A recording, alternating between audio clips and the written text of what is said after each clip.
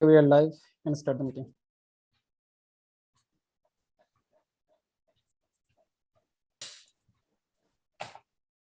Ready? Yes, ready now. We can start. Bismillahirrahmanirrahim. Good morning, good evening, wherever you are all. We are attending today on the 13th session of Mir Moinul Memorial Lecture Series. This is Naz Hussain, joining from Houston, Texas. This lecture series is carried out every month in honor of Mir Moinul Masood.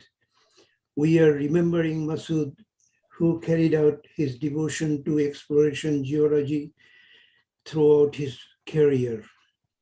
Masood passed away on 26th of August 2020. Since that time, we are carrying out this monthly lecture series. As I said, this is the 13th session. Welcome to all the audience and guests today.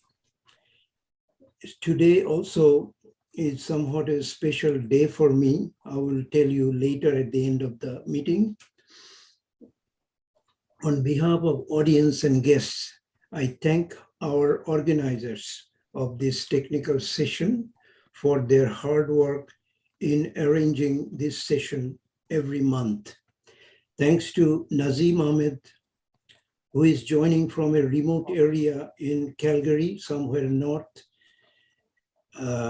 Then Murtuza Ahmed Chishti from Dhaka, Manwar Ahmed and Jashim Uddin from Dhaka also, and our Zoom video administrator, Qazi Azizur Rahman. They are doing an excellent job in arranging this session every month. Today's lecture topic will be on thin bed pay, hydrocarbon prospectivity, and CSS upside, carbon capture sequestration in Bangladesh. The keynote speaker is William Shatterfield, Director of Special Projects, Canacol Energy. I will introduce William Shatterfield in detail later before he starts his speech. He will be joining from Bogota, Colombia, South America. We have guest speaker also, Mr. Derek Moss, consulting well site operations geologist, ex-senior well site geologist, Occidental, Unicor, Bangladesh, and Egypt. He will join from Malta. We have Chief Coordinator, as I mentioned, Nazim Ahmed, exploration geologist, Occidental, Unicol, Petrobangla, and BAPEX, joining from Calgary, Canada. Our moderator of today's session, Jashim Uddin, geoscientist and retired geologist of BAPEX, Petrobangla, and international oil companies in Dhaka. He is joining from Dhaka, Bangladesh. Once again, thank you for joining the session today. I now hand over to Jashim Uddin. Thank you. Thank you, Mr. Naz Hussain. I'd like to invite Mr. Nazim to read our paper for remembrance of our veteran geoscientist, Mr. M.A. Jaher. Nazim, please. Good morning and good evening, everybody. Welcome you all to our lecture number 13, and let's welcome Will and Derek. So I'm reading now in Bengali. Shoroniyo Boroniyo, M.A. Jaher. বরেণ্য বৈজ্ঞানিক জনাব M.A. জাহের, তিনি দক্ষিণ এশিয়ার প্রথম এবং একমাত্র বিজ্ঞানী যার নামে কোনো এক খনিজ আকরিক জাহরাইট এর নামকরণ করা হয়। কর্মজীবন শেষ প্রান্তে তিনি বাংলাদেশ ভূতাত্ত্বিক জরিপ অধিদপ্তর জিএসবি এর মহাপরিচালক ছিলেন। তিনি ঢাকা বিশ্ববিদ্যালয়ের ভূতাত্ত্বিক বিভাগের খণ্ডকালীন শিক্ষক ছিলেন। 30 বছর ধরে বাংলাদেশের ভূবিজ্ঞানিক লগ তৈরি এবং বিশ্লেষণ করে ভূ অভ্যন্তরের কাঠামো, শিলার গঠন এবং খনিজ সম্পদের বিবরণ তৈরিতে কাজ করেছেন। তিনি খুলনার কুলা মৌজায় প্রথম পিট কয়লা ও জয়পুরহাট জামালগঞ্জে মাটির গভীরে চুনাপাথর আবিষ্কার করেন। তার আবিষ্কৃত আকরিকের নাম জাহেরাইট। এর সাংকেতিক নাম হাইড্রাইড অ্যালুমিনিয়াম সালফেট। জাহের সাহেব 1977 সালে জাহেরাইট নামের এই খনিজ পদার্থ আবিষ্কার করে বিশ্বব্যাপী ব্যাপক সুনাম অর্জন করেন। তার এই অসামান্য আবিষ্কারের ফলে বাংলাদেশ ও তার প্রতিষ্ঠানের সুনাম বৃদ্ধি পায় এবং ইন্টারন্যাশনাল মিনারোলজিক্যাল অ্যাসোসিয়েশন IMA তার নামে খনিজটির নামকরণ করেন জাহেরাইট। তাছাড়া বাংলাদেশের মহান মুক্তিযুদ্ধের সময় তিনি মুক্তিযোদ্ধাদের কারিগরি ও কৌশলগতভাবে সহায়তা করে বাংলাদেশের স্বাধীনতায় গুরুত্বপূর্ণ ভূমিকা পালন করেন। তিনি আজীবন বিভিন্ন সামাজিক ও সমাজ কল্যাণমূলক কাজে নিজেকে নিয়োজিত করেছিলেন। ভূবিজ্ঞানে তার বিশেষ অবদান ও আবিষ্কারের জন্য মরণোত্তর জাতীয় পদক প্রদান ও পাঠ্যপুস্তকে তার অবদানের কথা উল্লেখ করা সময়ের দাবি। জনাব M.A. জাহের 1935 সালে ব্রাহ্মণবাড়িয়া জেলার বাঞ্ছারামপুর উপজেলায় জন্মগ্রহণ ও 1917 সালে তিনি ঢাকায় মৃত্যুবরণ করেন। এই মহান ব্যক্তির কাজকর্ম আমাদের নিকট চিরস্মরণীয় হয়ে থাকবে। মীর মইনুল হক স্মারক বক্তৃতামালা 13 ফেব্রুয়ারি 26, 2022। সবাইকে ধন্যবাদ। Thank you all. Actually, I talked about M.A. Zaher, who died in 2017 in Dhaka. He was working in Geological Survey of Bangladesh, and he actually invented that Zaherite. You can see the pictures of the Zaherite. This is the hydride aluminum sulfate. There are two pictures detailed. So Mr. Zaher, we recognized him in this lecture. Thank you very much. Thank you, Najim. Now I like to invite Mr. Nadhusen to invite our, I think, a keynote speaker to speak his speech. I will introduce Mr. William Shatterfield. Thank you, Jashim. As we mentioned, our keynote speaker is Mr. William Shatterfield. He is currently employed by Canacol Energy in the role of Director of a Special Project based out of Houston. Canacol is Colombia's largest independent natural gas producer. Previously, he was with Sanchez Oil and Gas for 8 years, where he served as Senior Vice President of New Ventures and Geosciences. Beforehand, William worked for Hardy Oil and Gas in Chennai, India, as a technical director. And also he worked with Occidental Petroleum for 22 years in the Americas, Middle East, Africa, and Southeast Asia. He was with Occidental Bangladesh in various geotechnical roles. William has a BSc and a master's in geology from the University of Texas in Austin. Currently, he is attending our session from Bogota, Colombia. William Shatterfield is going to talk on thin bed pay, hydrocarbon prospectivity, and CCS upside, carbon capture sequestration in Bangladesh. Here is William Shatterfield. Thank you, Naz. Can everyone hear me? Yes. Yes. All right, very good. Thank you. It's a great honor and pleasure to be here today, and particularly honoring Mr. Haq, who I found personally to be a wonderful, personable resource when I worked in Bangladesh.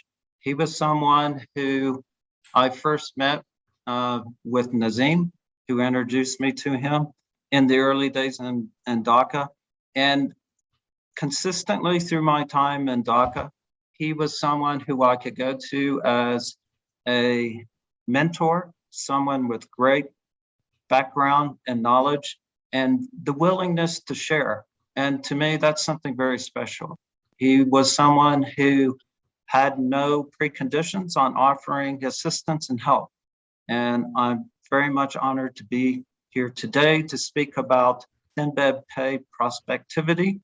And particularly, I'm going to be dwelling on the role of, and the example from the Bibiana field, which Mr. Haq was someone who very much encouraged us to think creatively about exploration. And I think that's a key component of exploration is creativity and willingness to think differently about things. And when you think and look for and explore for thin bed pay, you need to be creative. You need to be looking in places where people have already explored and looking at in the different piece.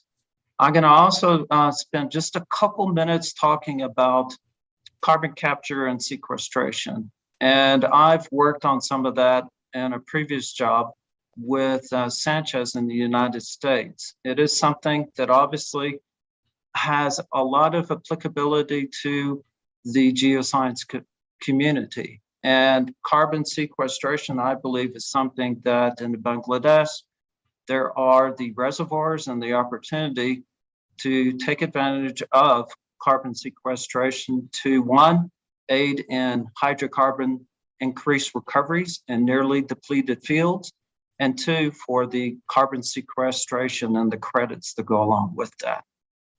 So give me a second, let me share the screen and we'll get started.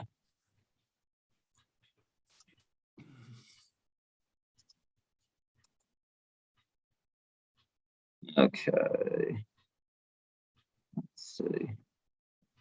Can everybody see the presentation? Yeah, Yes. Yes, yeah.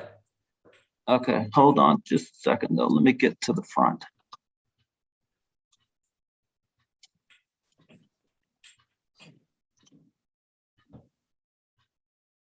Okay. I spent probably the last few weeks going through this. I'm going to be dwelling mainly on a key paper that was recently published in the AAPG Bulletin. It's called Miocene Seismic Stratigraphy and Geomorphology of Bibiana Gas Field, Surma Basin, Bangladesh, by Kenneth Amen, Andrea Lissi, William Kolowick, James Turner, Jonata Datta, and Sirajum Munera. It's a really good paper, and I would recommend anybody who's interested to read that. If you'd like, I have a PDF copy, Nazim has a copy as well. It's worthwhile reading, and I'm taking almost all of my slides and information I'm taking from the paper. I'm also taking apart from the work we did there. And Bibiana field, I think, is a really good, as explorationists, we want to look for analogs. We want to look for past lessons. And in many ways, when you think about Bibiana field, you know, I've been reading recently, it's producing approximately 1.3 BCF a day, 26 wells. Reserves are somewhere in the 5 to 7 TCF range.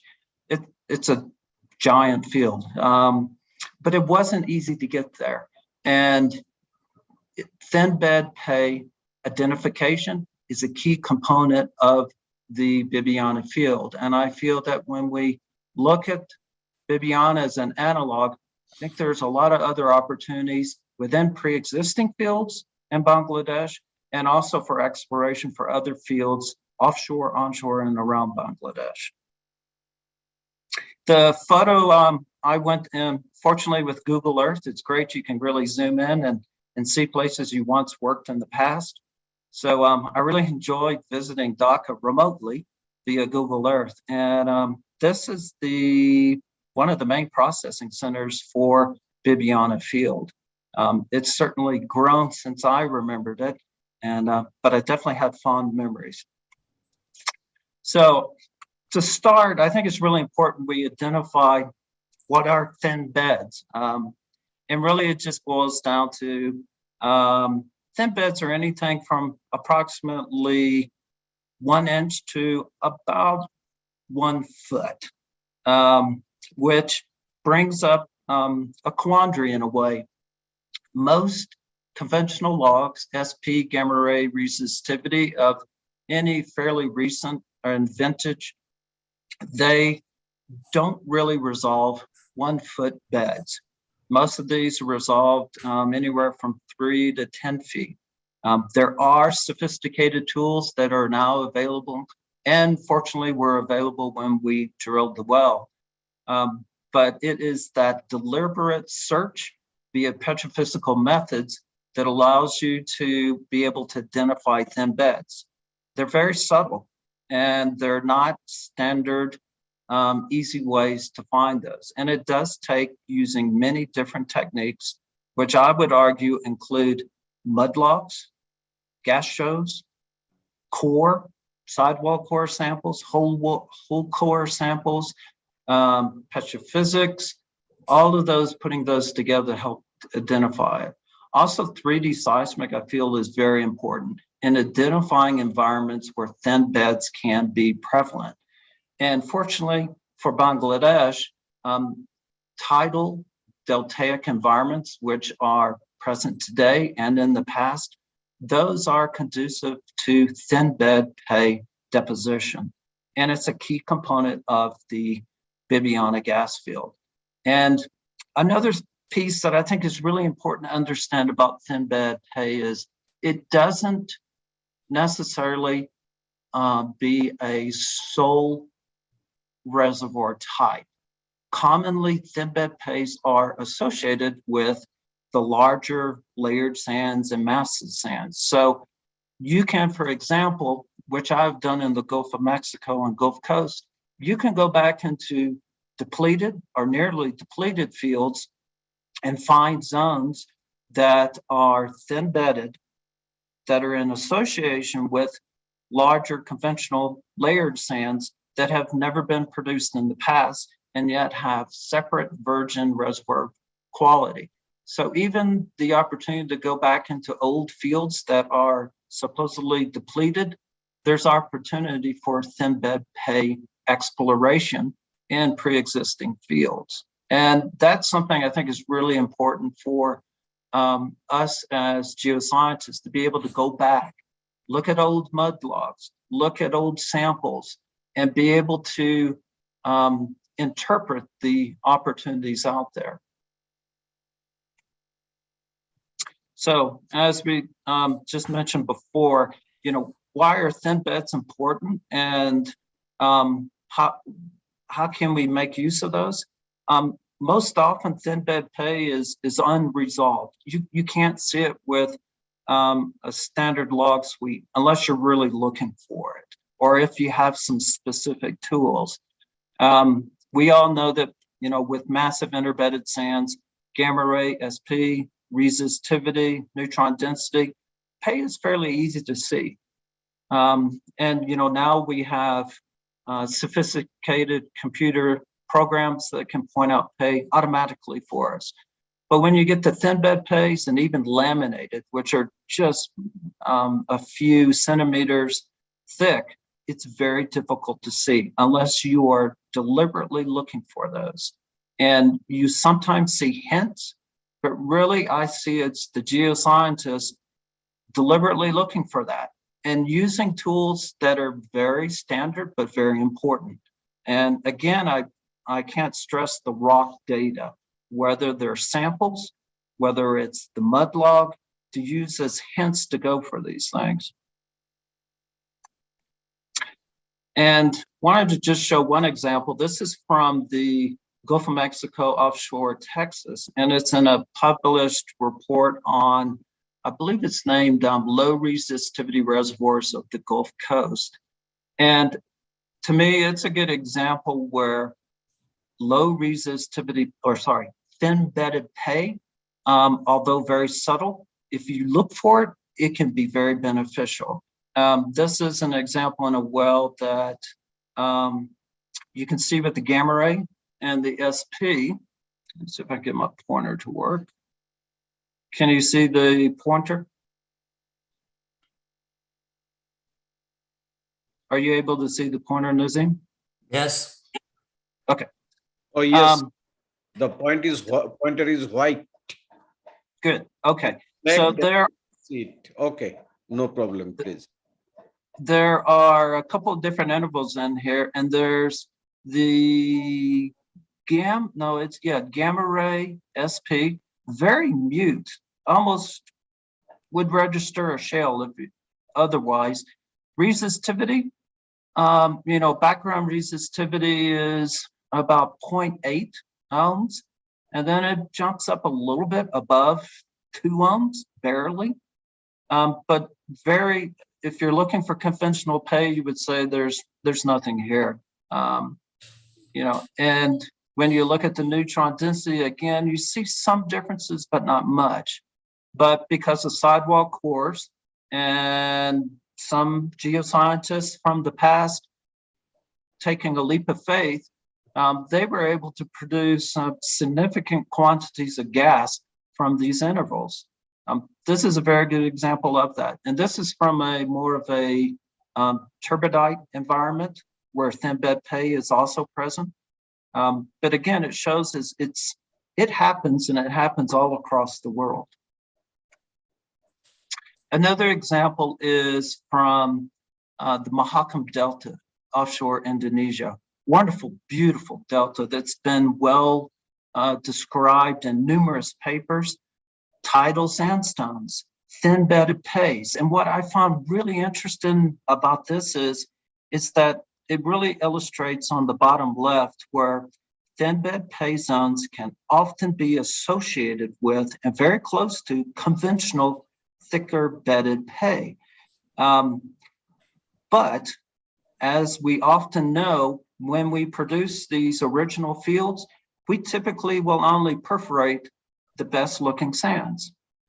And often these thin bedded zones, which look very poor and often are overlooked, they may hold a significant amount of hydrocarbons in fields that otherwise would be called depleted. So that's where I would press, is that in Bangladesh, there's an opportunity for a reevaluation of these older fields looking for thin bed pay opportunities. So now I want to switch gears and talk about Bibiana Field as an analog. We were fortunate that we had a beautiful country, beautiful basin, beautiful block, and a beautiful setting for a great field. And Bibiana Field, I feel, as an analog, is great for thin bed pay because it constitutes a very large percentage of what we discovered in the field itself. And it's a testament to the production and reserves at Bibiana. Thin bed pays are volumetrically important, and they can be found out there. Bibiana wasn't easy, though.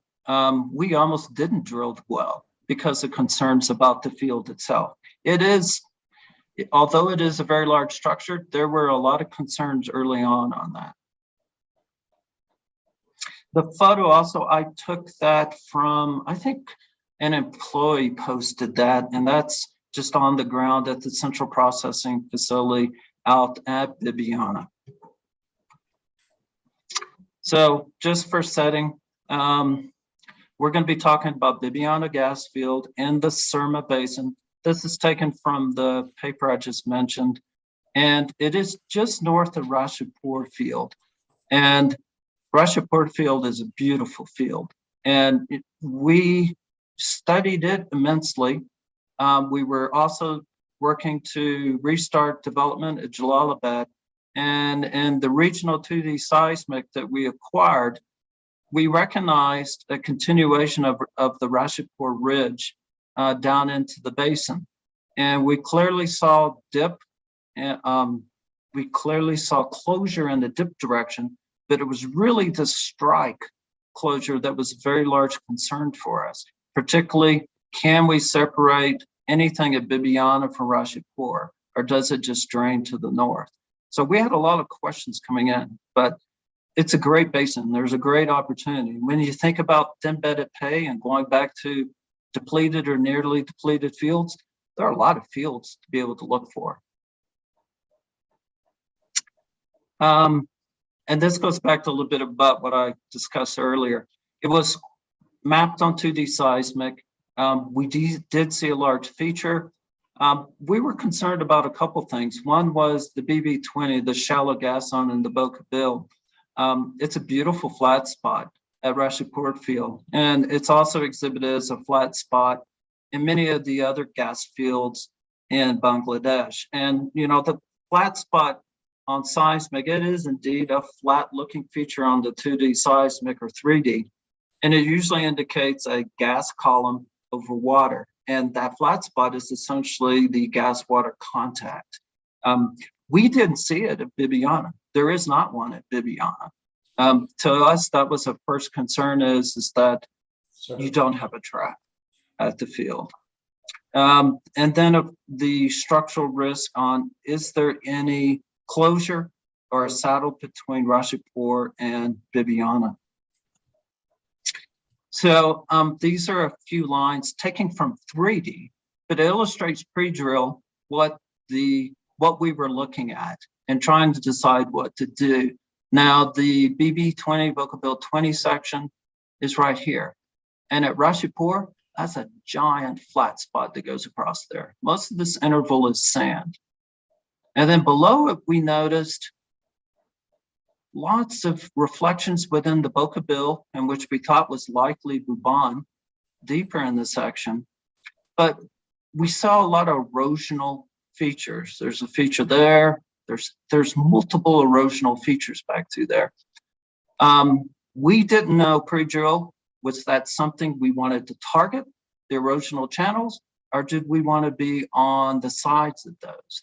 And we went through a lot of different discussion back and forth about that.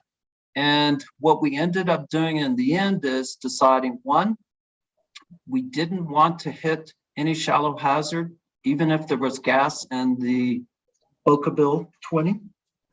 So we decided to go on the margin, and we decided what we'd do is we would penetrate some of the more defined reflections. We were concerned that these channels may be partially shale field. They tend to be rather quiet signature in there. We didn't see any evidence of potential sand in there, maybe small pieces. So we decided to try to nick the side of that. But we were fully expecting conventional reservoirs through there. We just didn't know where they would be. And we were very concerned that they could be wet, that all of it had migrated up dip. And at the bottom shows the interpretation from Chevron showing the BB15, the BB20, and then into the Boca Bill. The BY2 sidetrack 2 is pretty close. It was drilled off the original location. Our Bibiana #1 well, we drilled on the flank and went right to that section there. The #2 sidetrack 2, we just drilled it as the first appraisal off the main location. And what we found is, and we'll go through it, is that the BB60 is the main seal for the area. We didn't see gas in any of the shallower units. This is a regional 2D line that just walks through. I wanted to illustrate the concern we had and some of the subtle nature of it. On the left-hand side, the Rashidpur field, beautiful field. And this saddle in between Rashipur and Bibiana, that was our large concern. You can see the Bocabill 20 interval through there. We weren't sure if we were going to have closure. And it wasn't until we drilled it that we really realized we did have something. We didn't really understand or see the significance of it. And again, at Rashipur, there's gas pay in the very shallow Bocabill as well as in the deeper Buban. So we already walked through kind of the location selection, so I'll pass on that. And here's another zoom into the initial, if you think about Bibiana before it was drilled, is you can get a better idea of some of the complexity and erosional features through there. And what is interpreted later is that this is a major sequence boundary canyon fill through there of deeper water sediments, pro-delta, that is capping mainly deltaic, tidal deltaic features through there, which is the main reservoir in the field itself. And that's with a lot of the drilling in place, particularly to the southern part of the field. And this is another slide. I really like this slide. They took the 3D and they flattened it, and you can actually see very well a lot of the erosional components tying into logs, and you can see when they do go through those channel sequences, they're largely shale field. There's a little bit of conglomerate at the base of some of these, and they cored a lot of these, and they were able to see the major sequence boundaries they put right through there and how it was then backfilled with pro-delta shales through there. And the main pays there and even in deeper into the Buban are in more tidal deltaic sequences, which contain a large component of thin bed pays. So let's look at the logs. Oh, and this is from the photo on the right is just from my Google Earth journey through Dhaka. I was trying to find the old Oxy office down in Lake Gulshan. And I went walking down Google Earth on the streets. I couldn't find it. There is so much growth and change in Dhaka that I think the building was torn down and they have apartments. It's amazing how Dhaka and Bangladesh have economically progressed since I was last there. So next slide shows it's the Bibiana number 11 well, which I took from the paper. I don't have the logs from the Bibiana number 1, but I think it's a good representation of what we saw when we looked at the well. And when we first drilled the well and logged it, when we drilled it, we had a lot of mudlog shows. And I'm sure Derek can attest to that in his comments. We didn't see a lot of sand. We saw some sand, but not much. And, you know, we drilled through the shallow section, quite a bit of sand through there, no gas shows. When we got below the BB60, we did start to pick up gas shows. And we did see some sand, but the deeper we went, particularly through a very thick section, over 1,000 meters or more, we didn't see a lot of sand in the mudlog.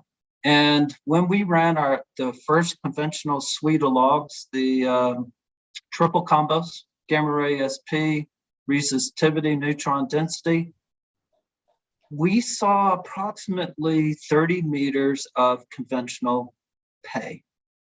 And we were frankly disappointed. It didn't seem to be as good as we thought it would be.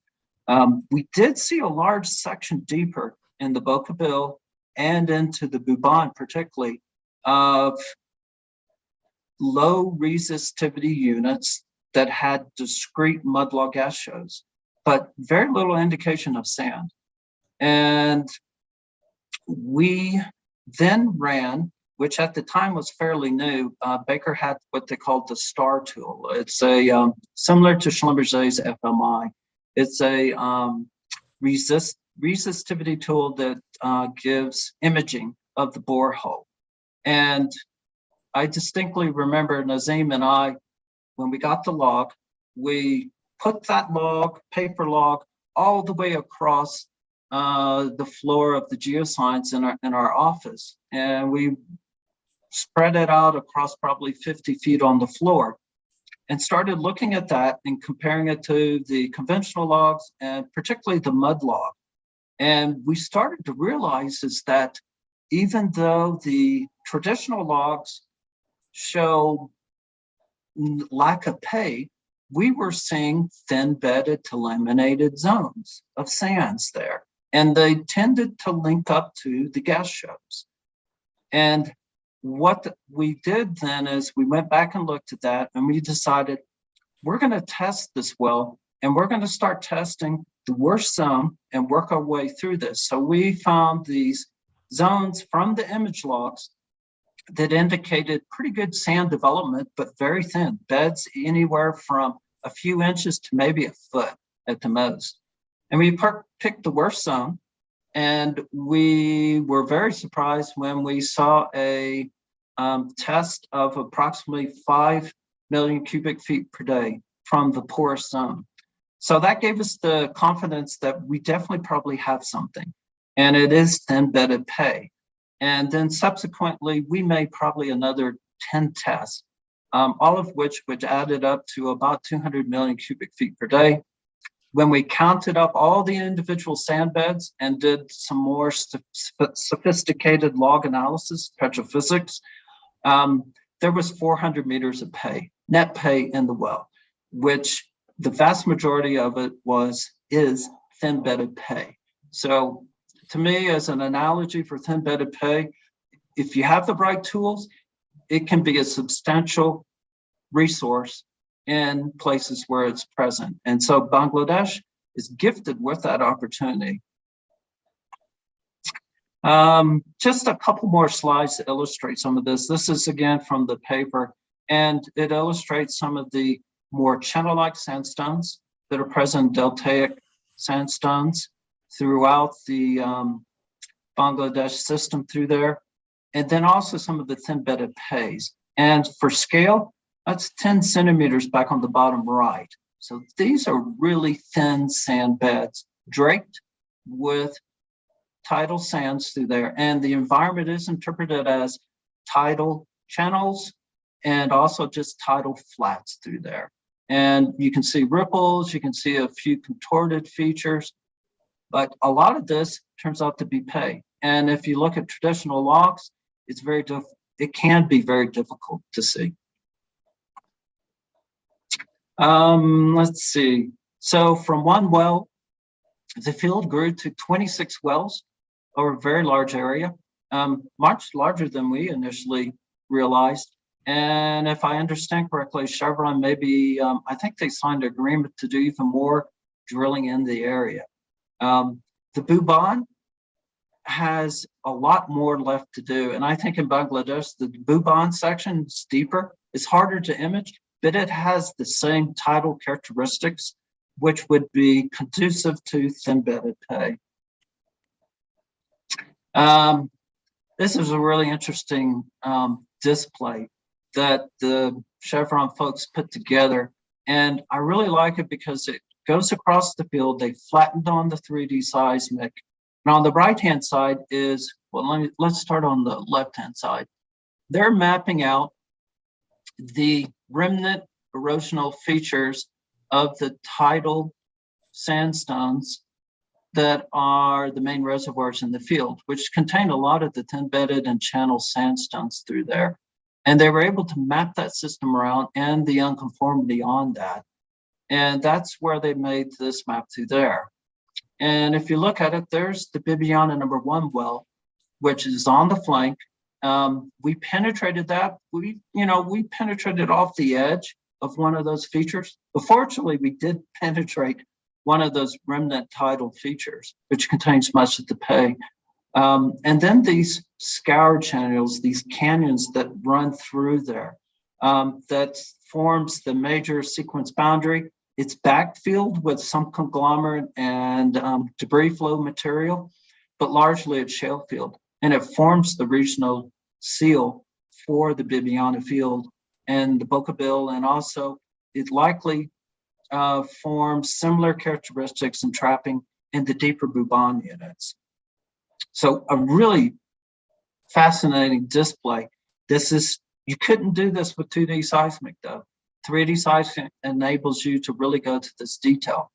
And I would argue that in many fields, if they don't have 3D, shooting 3D will bring up new opportunities. Without 3D, you may not know that drilling wells here, which can be highly prolific, versus drilling wells back through here, which will be shale field reservoir sections. So 3D does have a role in identifying thin-bedded pay intervals in fields that may not even have 3D seismic across them. This slide shows just a bit about why the depositional environments of tidal flats, sandy tidal bars, delta front, excuse me, is applicable. The past is applicable, or the present is applicable to the past, and that what's happening today in the tidal deltas occurred in the past. And so in this slide, what they did is they said, okay, approximately at the time of deposition of the Bokabille and some of the Bhuban reservoirs, the Bibiana field was essentially right in front of the actively growing present day delta. So for us geoscientists and explorationists, that means that much of the Bangladesh exploration environment is you can apply those same tidal deltaic concepts all through offshore as well as back onshore. So because of that, it does allow an opportunity to follow up both as exploration offshore and also more development or redevelopment in the onshore fields. And then we'll talk a little bit about post-drill and some of the analysis of that. The photo on the right, again, is from the Google Earth in my search for the former Oxy offices going through the Gulshan area. It's very different. It's well developed. Dhaka is definitely moving along. This is one slide I just wanted to illustrate that in the Bibiana field, it is not one container, one reservoir, one common contact. There is the regional seal at the top of the BB60. However, there are individual reservoir units, and I count, and this is pressure data, depth versus RFT pressures that we're taking early in the drilling of the field. And the depleted reservoirs, there's already some depletion, so the pressures don't work. But you're able to come up with, I think there are at least 10 to 15 different separate and distinct reservoir compartments, which again, thin-bedded pay, and much of that, there's most likely overlooked opportunities for redevelopment in older Bangladeshi fields, such as the example here from Bibiana. And I think that's what a lot, you go back, you hit the easy ones first, but a lot of times people, companies and others don't go back and really pursue gas development in the deeper intervals. And the Bhuban is a very good example of that.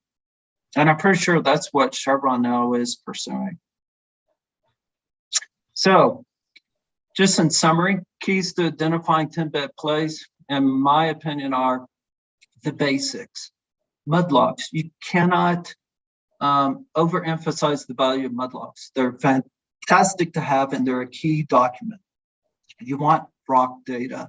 Core, if you have it, which is very rare, but going back to core warehouses and looking at old core, looking at sidewall cores, whole core, looking at samples.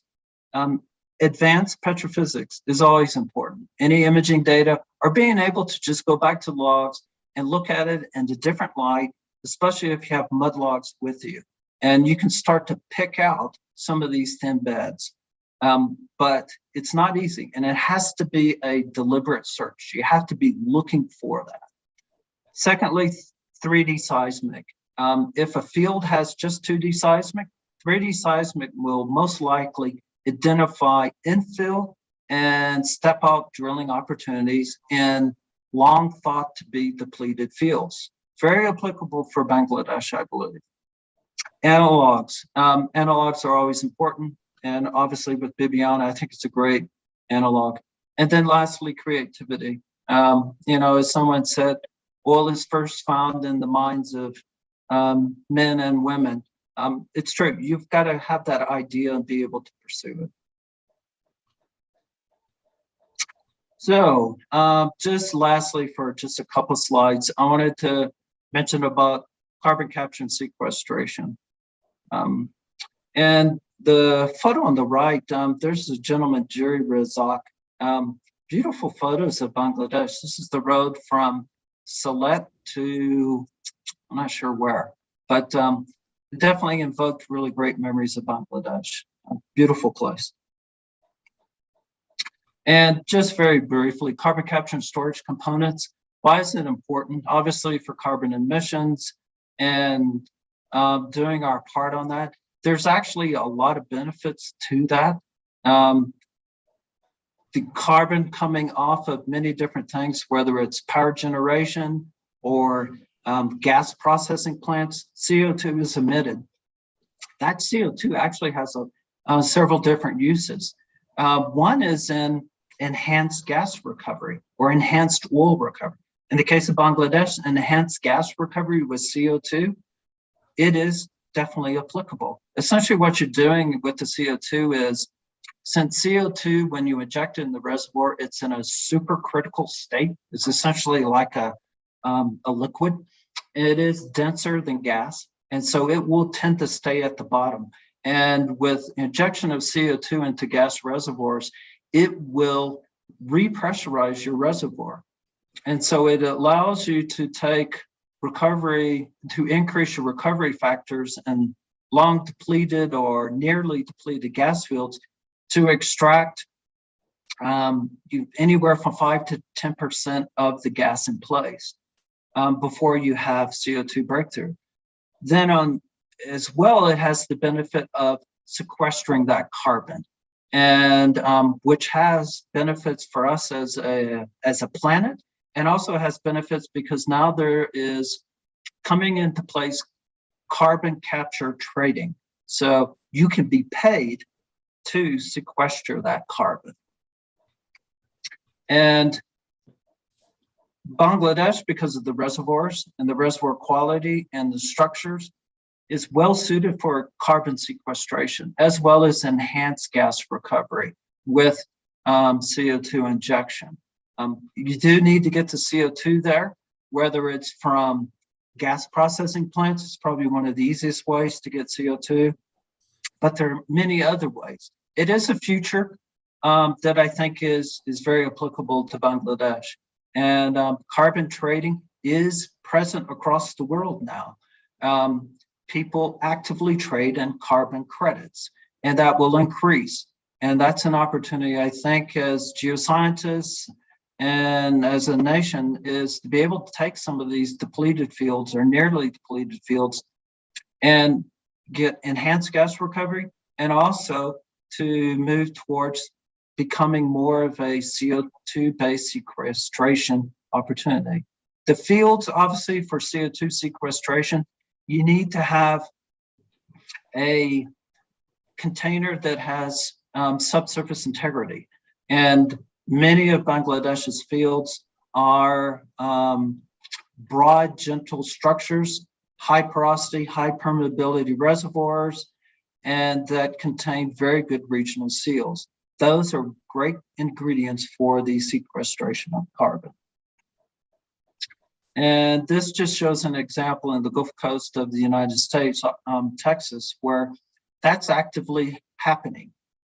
Companies are actively looking at emissions from direct sources in green, whether they're power plants, natural gas processing plants, and then going back to old depleted or nearly depleted reservoirs onshore and offshore, and using those as repositories for the CO2. And sometimes enhanced oil recovery, sometimes enhanced gas recovery, and in many cases starting now, it is just pure sequestration. So, thank you very much for the opportunity to visit with all of you today.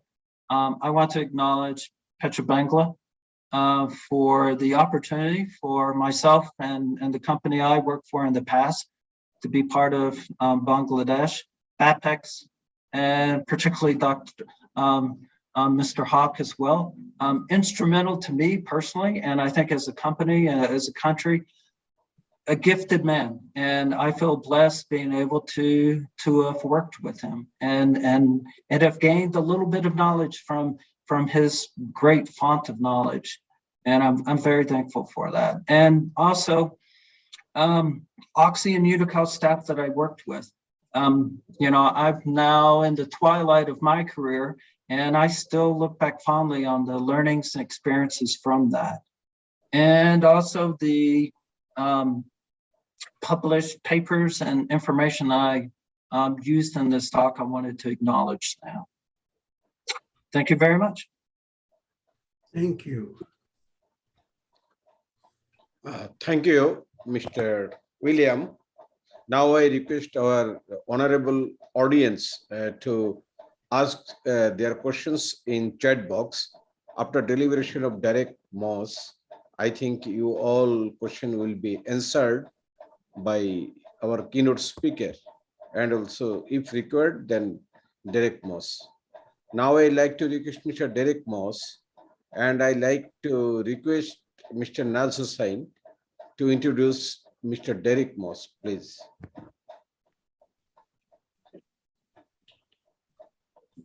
Derek Moss is joining from Malta. Derek Moss was working with Oxy Bangladesh from 1997 to 2000 as lead wellsite geologist, where Nazim was his co-worker. Derek Moss worked predominantly on deep water and ultra deep water exploration wells, some HPHT, high pressure zone, mainly in the offshore Eastern Mediterranean, Nile Delta, Egypt, Israel region. She worked with Shell, British Gas, Noble Energy, Statoil, also offshore Morocco Shell, Black Sea, ExxonMobil, and Norwegian Sea, British Petroleum. On some Shell's Nile Delta and Morocco wells, Nazim was also engaged as their shallow hazard geohazard geologist. And for BP Norway, as well as their temporary shore-based operation geologist. He was involved in the pre-planning exploration well program, writing a standard operating procedure for mud logging, coring, sidewall coring, well line logging while drilling, mud sampling, and preparation for analysis. Post-well activities included writing comprehensive final well site geological report and producing final composite log. Also attended action reviews of each well drilled. Here is Mr. Derek Moss. Okay, thanks for the invite to give a brief talk today. And thanks for the introductory talk just now. That cuts out a lot of what I was going to say. I've had over 40 years geology experience, working for numerous oil companies, different areas around the world. I won't go through the list again. Most of my time has been working in Delta regions. It's mainly Bangladesh and Nile Delta, Egypt. But I must say the most memorable time in my career was working for Oxy in Bangladesh. I've never forgotten those 3 years I was there, working under the leadership of Will Satterfield in Dhaka, I'm working at the well site with my right-hand man, Nazim, and the ILO mudloggers. We were all part of a happy team, which worked well together on Bibiana. That's the Bibiana 1 and Bibiana 2 and Sidetrack 2. Also worked at Wilavi Bazaar, Jalalabad, Kapna, and Ratna. So did a lot of drilling in that area, that region. Must make the comment with regard to Will.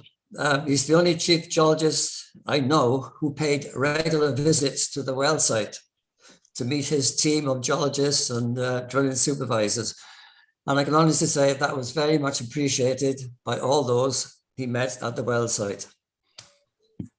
Since I left Bangladesh, as you said in the introduction, I mainly worked offshore in the Eastern Mediterranean, Nile Delta region on deep water and ultra deep water wells where the water depth was in excess of 2,700 meters.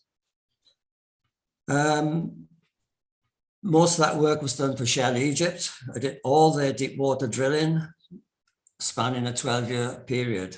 They had 3 deep water projects in those 12 years, but also did work for Statoil, the deep water well, and British Gas.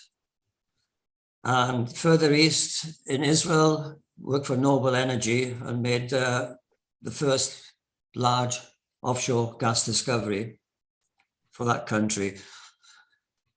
At the time, they thought that discovery would supply Israel with 30 years of gas. Since then, another larger field was discovered. So that country has a lot of gas reserves for domestic use and for export. My last project before retiring was the deep, high pressure, high temperature well for British Gas. That well went down to in excess of 7,000 meters. And to achieve that, we had to use new technology, which is called managed pressure drilling, MPD technology. And that maintained pressure on the formations during drilling, on connections, tripping, etc., etc.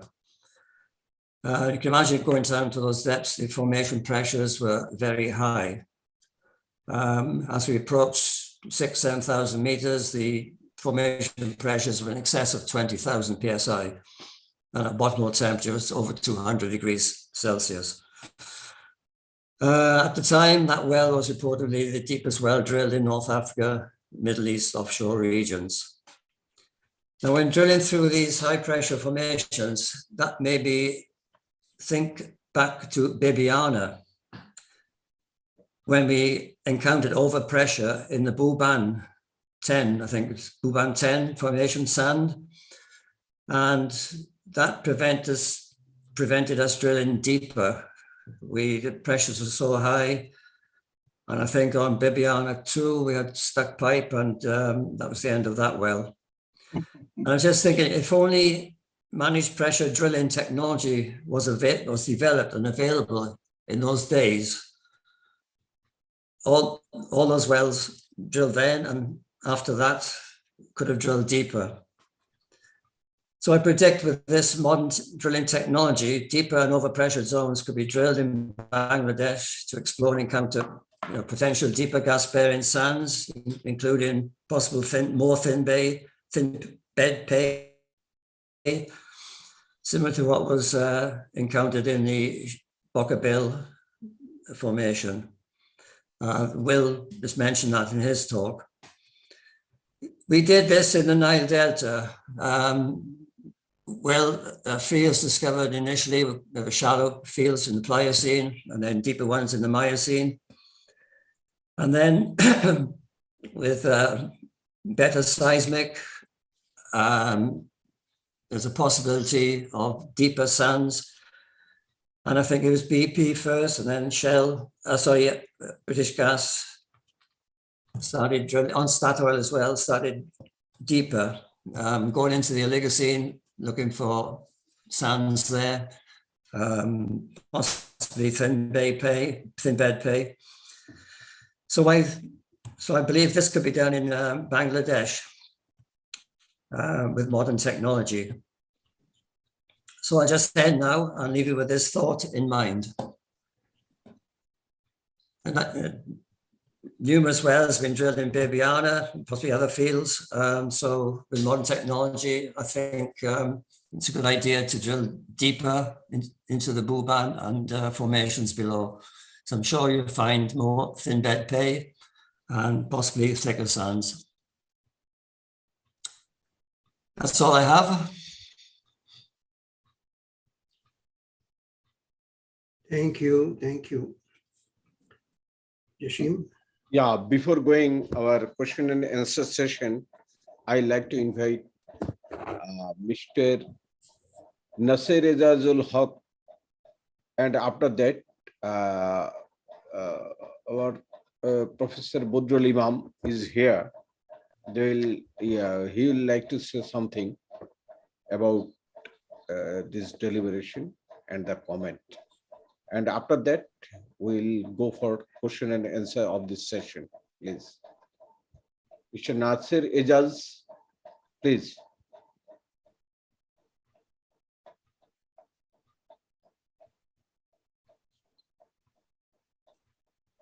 Sir, please unmute, please, sir. Nasir, sir, please unmute yourself, please. উনি কি নেই নাকি ছিল তো?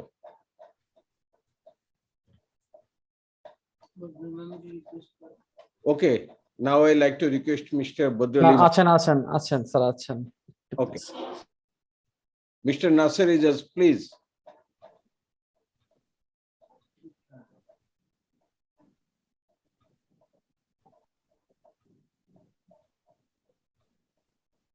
Sir, please unmute your mic. Just click the OK on your screen.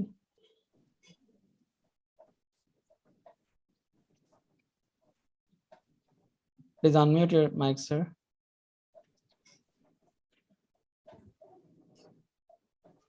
Let's continue with Badrul and we can come back to him later. Okay. We'd like to, I think, invite Mr. Budrul Imam. He is also muted. Okay, now unmuted. Okay, thank you. Thank you very much, Mr. Jashim, for inviting me for a discussion. To start with, I can tell William Satterfield that you probably could not come in a better time to talk about this thin bed play in Bangladesh than this afternoon or today, because just this morning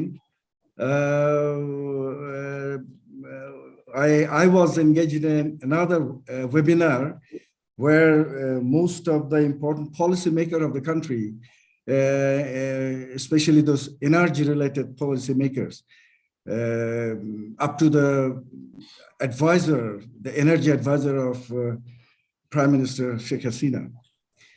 And strangely, I don't know whether you know about the energy situation in Bangladesh these days, because I guess you are far away from Bangladesh.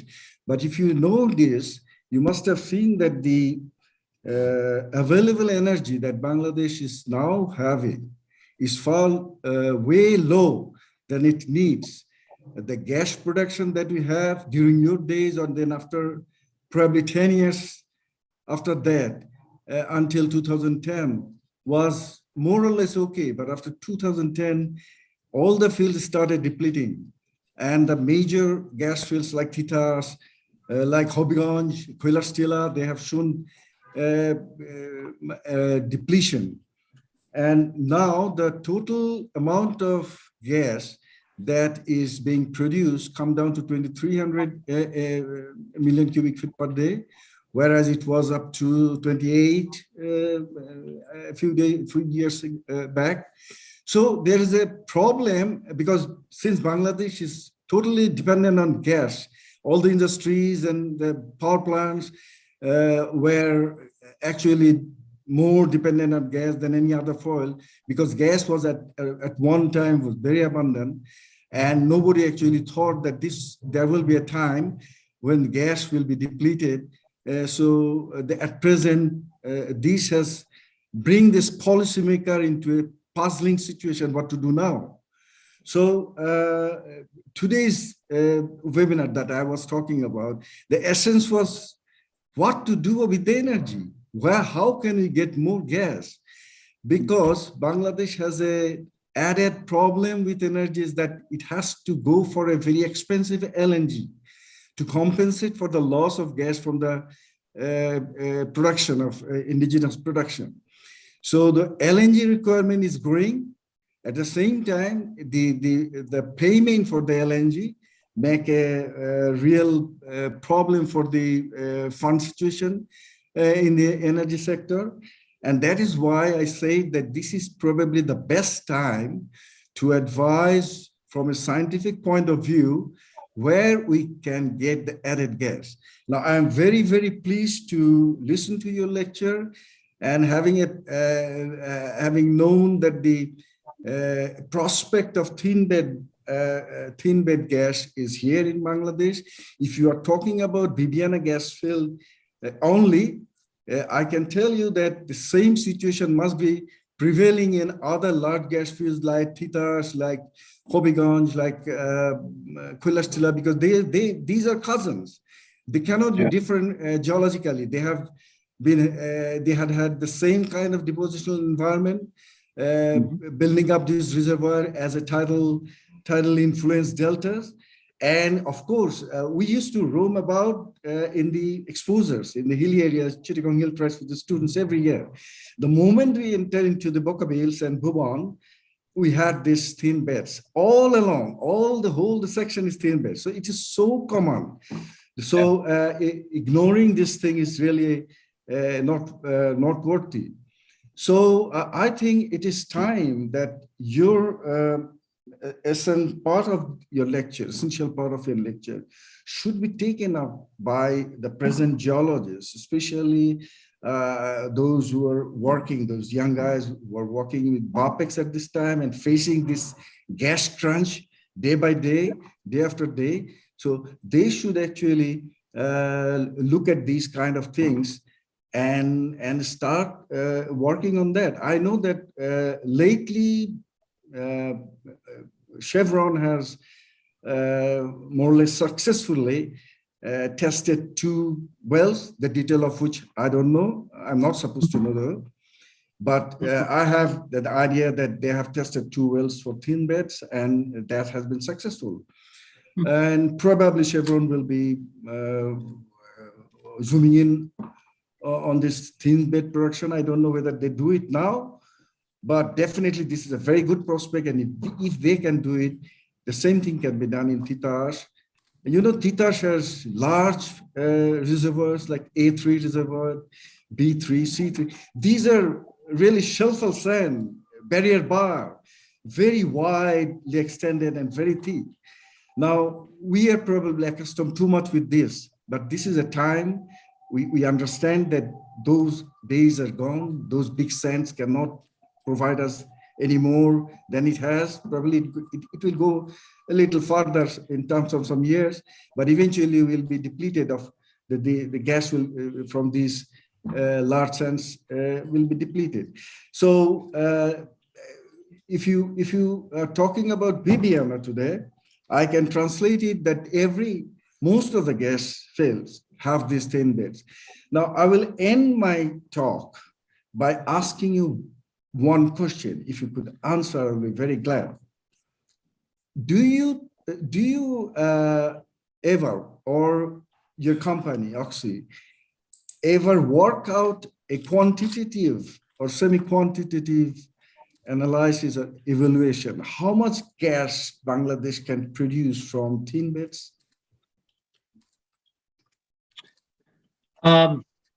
Is my microphone on? Yes, you are on. Okay. Did you see? Did Yeah, you hear the question? Very good question, sir. And thank you very much for your comments. I wholeheartedly agree with you. You know, in terms of what percentage is thin bedded at Bibiana, in terms of the volumetrics, if you include Bhuban, and this is my, based on what I remember, I haven't, and I've seen some logs from the papers, but probably 50% volumetrically is thin bed pay. Wow. In the original well, we saw 30, 40 meters of conventional pay, and then we saw another 300 meters of thin bed pay. So it can be significant. And I totally agree with you, is those beautiful old fields in Bangladesh, they should have thin bed pay. And as you said, the big easy reservoirs, those days are gone, but you can get those young geoscientists to go back with mud logs, with the old E-logs, with any samples, and identify workover programs and pre-existing wells. You can do workovers to perforate zones that could be thin bed pays, or actually drilling for it. That resource of thin bed pay, absolutely. It's the same depositional environment is present across much of the Surma Basin, probably very much outside the Surma Basin. It's waiting to be exploited. And what better place to look than in old giant fields? That's the great place to explore. And it happens time and time again, where new ideas, creativity, new insights lead to a reawakening or revitalization of old fields. And yes, I agree totally with you. Thank you. Mhm. Thank you very much. Thank you, Shetterfield and Mr. Badrul Imam. Before going our next session, we have an announcement. Today is the day of birthday of Naz Hussain, our session chair. We will greet him after end part of this session. And now I request Mr. William. I thought I will break the news. Thank you. I didn't know. Now I request Mr. William, the Shetterfield, to look into our chat box. There are the number of questions to you, and also that goes to Mr. Derek Moss.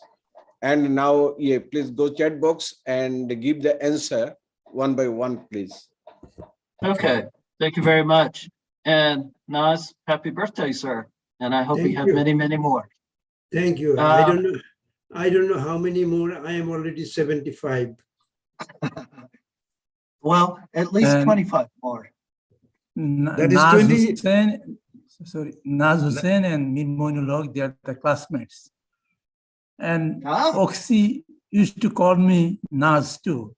Will used to call me Naz. So we all are together. Before starting the question sessions, I like to express one thing that Will already mentioned. During our Bibiana well, we had to fight long way with Petrobangla for Starlog, for 3D seismics, for sample collections, as many as possible for geochemistry and all these, dry samples, wet samples. These are our key things for discovery. And till now, I think we had to look for as much as possible, acquire data for any exploratory wells or development wells. So that was I also feel emotional that that time when the Bibiana field started, and once me, Will, and Mir Moinul Haq went there too. That time 3D seismic was going on, and the fight for 3D seismic, that was first time in Bangladesh by Occidental, and Will can remember Bangla board how to get the approval of $6 million 3D seismic first time, and now the result is here. Thank you, Will. Thank you. You're welcome, Nazim. And, I was very fortunate to be able to work with such wonderful people as yourself. And yeah, I definitely, 3D seismic is so important. And back then, I got lots of grace just from trying to get the 3D seismic approved with Petrobangla. You know, if there was a 3D seismic grid across much of Bangladesh, you would double, triple your hydrocarbon resource of Bangladesh. I strongly feel that. Countries such as Abu Dhabi is also blessed with enormous hydrocarbon prospectivity. They decided to shoot 3D seismic across their entire country. Not only across these large elongated structures, but everywhere. And now they're drilling based on that 3D seismic. And it can't be overemphasized about the value of 3D seismic, the value of image logs, which Nazim brought up. If we didn't have the image logs, I doubt we would have been able to convince management to perforate all the zones we perforated. And I found as much. We would probably overlook much of the pay at Bibiana. I'm sure of that. And again, it goes back to these older, beautiful, large fields. There's very likely thin bed pay waiting to be redeveloped or developed. Let me go through a few of these questions then. Let's see, this is from Zabir Hussain. Which formation, Buban or Bokabil, could be more prolific for thin bed pay? Is it limited to Surma Basin Polygon area? What could be lateral extension of these reservoirs? That's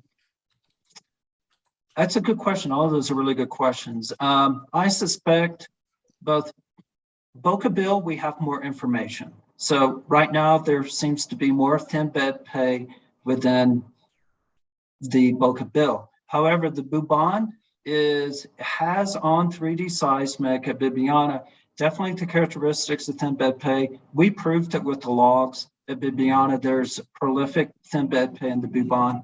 But as Derek mentioned, the Buban is often in geopressure, and oftentimes it's not drilled because of the geopressure. The Buban, I think, is one exploration province in Bangladesh that should be pursued. Deepening of wells and fields to the Buban or deeper into the Buban would make a lot of sense. And I believe it's not limited to only the Surma Basin. Totally agree with that. I think it's all of Bangladesh. Well, anywhere, south of Jalalabad into offshore, it's all the same environment. And lateral extension of these reservoirs, there is compartmentalization in these, simply because of the scouring and the erosional component. And I think that's really important. Goes back to the 3D seismic, and it shows that with Chevron's wonderful work at Bibiana, the 3D imaging allows you to understand the compartmentalization and the lateral extension of these. If you don't have that, you're going to drill suboptimal wells simply because you don't know the reservoir extension and continuity in those. Next question, let's see, from Manowar. Could vintage MSFL logs be some help in regards to thin bed pay identification? MSFL is micro spherical focus log, resistivity log. It depends upon the vintage of that log. I think the resolution still is not good enough, to get 1 foot or less. But what you can do with the MSFL is a lot of times, well, with the lower resolution, it will average both the thin-bedded pay sands and the shales. And so you will get a lower resistivity contrast. And so you may see from the shale section into thin bed pays, it may only be half an ohm or 1 ohm difference. So it's very subtle, incredibly subtle. But I think that with a mud log would be very helpful. You know, a mud log with gas readings on it is very helpful. It's almost diagnostic. Let's see, next. Will I Yes, sir. interrupt you? This is Manuel. Oh, yes, sir. Yeah, I'm asking this question because when I met you with Nazim in your office some 22 years back, maybe, or 20 years back, we are trying to correlate some of the zones of Viviana to the younger sequence of theta, especially the ponding sands on the shallow ponding sands and onto the crystal area. And I tried to find out whether there's any indication in theta on structure or maximum wells. And the only thing that I found was MSFL log, which could be have some help, but that at those days, mud logging was not that strong or that sophisticated. So that's the question I'm asking about, you know, because in theta is just beyond the Truma Basin area, but the sequence is similar, younger mimics the sequence of Viviana can be traced in theta support. So there could be a younger sequence, but with the same geological setting. Yeah, and I think, you know, if using regional information, regional geology, you know, you can use those logs. I mean, and I always like, if you can find well bores, old well bores that you can go back into and do wireline testing, you know, wireline conveyed charges and perforating, and just perforating some of these zones.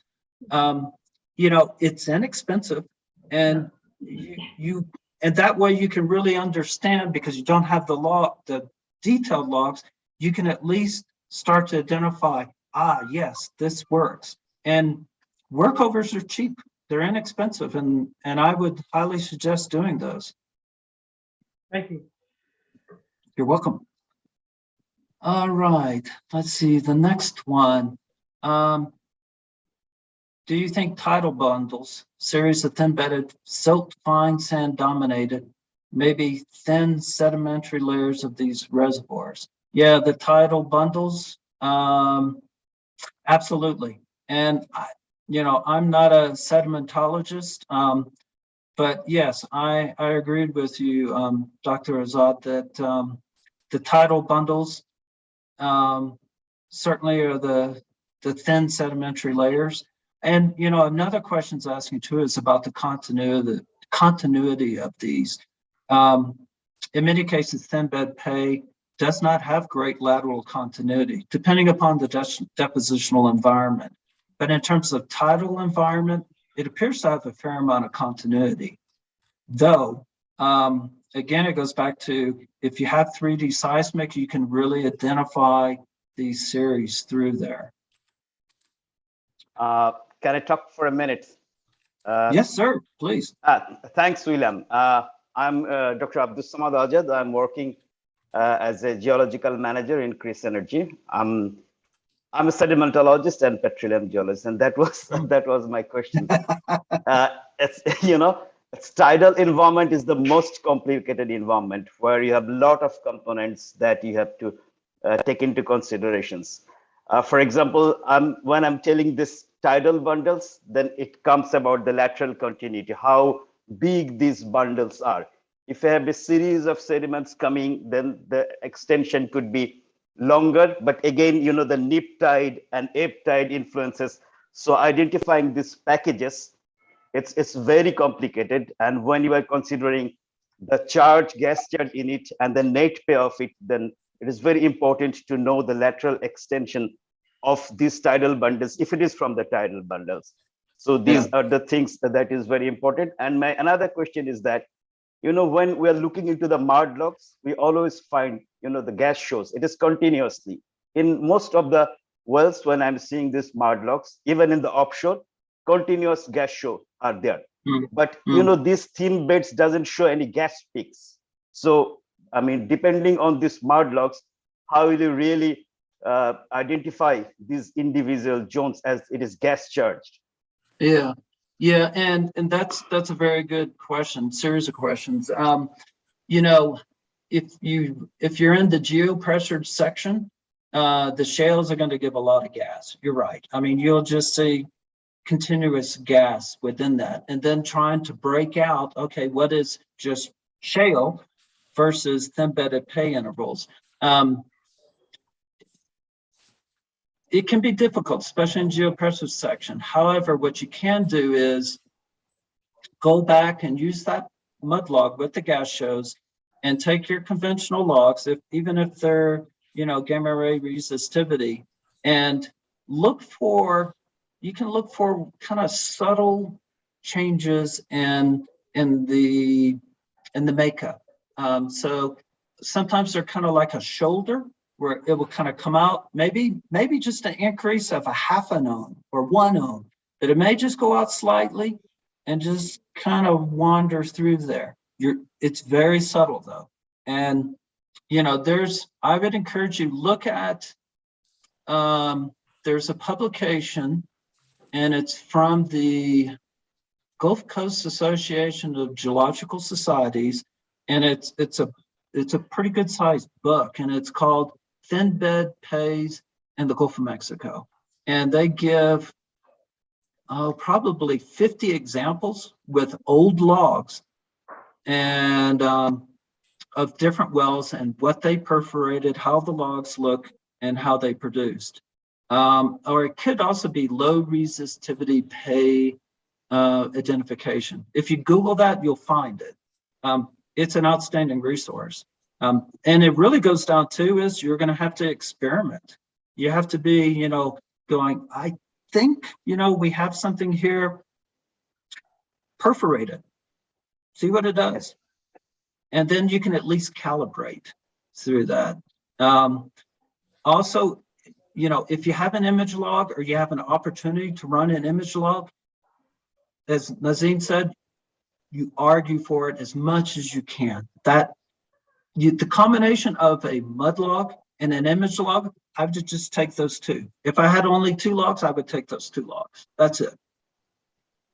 Because with those two, you can identify quite a bit. Yeah. Good luck. Thanks very much. Yeah. Thank you. Where are you operating? In Bangura gas field, in Comilla. We have 5 wells. Yeah. Very Bangura good. gas field. Yeah. Experiment. Yeah. Thanks. Okay. Let's see. There is a lot of questions still remains. Yeah, there's a lot. I'll try to hit some of the more important ones. Hawladar Ohid, he's working in BAPEX. You can give the answer to Mr. Ohidul, then Mr. Lodi, like that, I think. Which one? I'm sorry. Hawladar Ohidul. Yeah. Okay. That's a very good one. I noticed. Do you think, I believe microlog is the key indicator of the body, thin bed and tight gas sand. Yeah, I forgot about the microlog. And the microlog, if you're not aware of it, it's a log that's been around for probably 50 years, 60 years. It had been commonly run in the past. It's not run very often now. And it is you could say it's a precursor to a FMI in a way. It's a resistivity log, and it's very shallow reading of 2 curves. And the separation of the curves was used as an indication of a qualitative indication of permeability. And it can be very helpful. Microlog, absolutely. I think it's one that it's overlooked. And in these old gas fields, microlog combination with the mud log or just the microlog itself would be very helpful. Yes, totally agree. Diagnostic. Let's see. Let me see if I'm catching others that would be good. Mr. Abid Lodi, 3 questions from him. Yeah, that's Derek.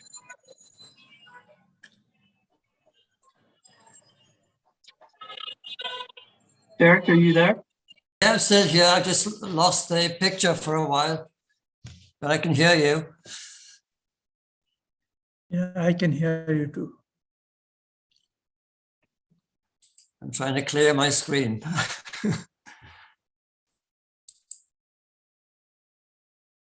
Can you see me and hear me? Yeah. Okay, go ahead. What were you asking? Do you see the chat? Okay, I thought you read my, sorry, this is Habib Lodi. Okay, on the chat, I've sent a thought couple you of read replies. My question is probably hiding behind many other questions. My question to you was, how much time we should spend for HPHT well plan and what is the other one? So Yeah, I can see that question. And what are the key things that we should consider for HPHT well planning? So there are two questions. How much time we should spend for planning, and what are the things that we should know before starting the HPHT well planning? I did a written reply. I said it on the HPHC well I was on, it was planned to take 9 months, but in actual fact, it took 17 months. Not easy wells to drill at those depths with high pressures. But all those wells were designed or configured through running 9 strings of casing. So a lot of the time taken was, running these lengthy strings. We did set a world record running 22-inch casing. I remember it was the longest string of 22-inch ever run in the world. I think it's 1,750 meters, 22-inch casing. And that weighed 1.25 million tons, which is very high weight for a hook load. That was another world record. Also, on one of these wells, one of the strings was running expanded casing, expandable casing. I've never seen that done before, but it was run and expanded the casing and became a great success in doing it. Now in Bangladesh, I don't know if you've in recent times have you run say deep seismic? Can you identify any deep, say, channel sands on seismic? Those were our main targets in the Nile Delta. We identified 7 deep channel sands. In between, we just had shale or claystone. But in Bangladesh, hopefully you get thin bed pay with depth beyond the, drilling through the Buban and deeper. What's the deepest well drilled in Bangladesh? Any idea how deep the deepest well went? Rashidpur, I guess. Anyone? Nazim? Because in the Nile Delta, I've done a couple of in excess of 6,000 meters and one in excess of 7,000 meters. It's 5,000 meters Counted maximum in channel Bangladesh. sands with gas shows. The maximum depth drilled in Bangladesh is about 5,000 meters. 5,000, okay, Yeah. okay. Just little short of 5,000 though. Yeah, okay, I've done quite a few of those wells in that range, yeah. The main problem is, geopressure in the Buban. I think it's the Buban 10, if I remember correctly, which is a good sand. And the pressures were so high, we couldn't go any deeper. And I think on Bibiana too, we got the pipe stuck and we just couldn't get out of that situation. And I think we ended up just plugged the well.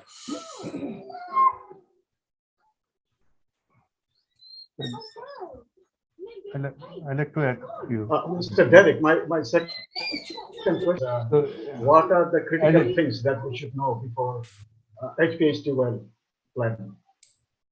Where's that?